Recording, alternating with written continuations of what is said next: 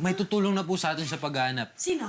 Hello po na mo ka, Tito Ato. Ay! Oh, buti dumating kayo. Tulungan niyo naman kami sa paghahanap ng hair collection ng Kuya Julio. Masakit na ang balakang ko, please. Masakit na ang balakang mo. Oo, kayo Saktong-sakto naman yan, tita. Meron akong dala dito. Ito. Ano yan? Liniment! 250 ko binibenta to, tita. 200 na lang para sa'yo. Ayan na!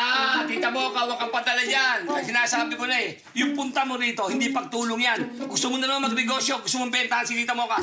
Dahil sobra ka magbenta, sobra ka magpresyo, Ay! katigilan kami. Solidan na mo ka. Huwag kang pabola sa babae niya. Ayaw niya ato. Huwag ko Ay, ikaw, gagawin ang yan. init ng dugo mo sa akin, ha? Kasi Very affordable yung mga paninda ko, no? Kasalanan ko bang slap soil ka, hindi ka makabili sa akin. Oy, anong snap soy? Baka kala mo mo ko English-Englishin.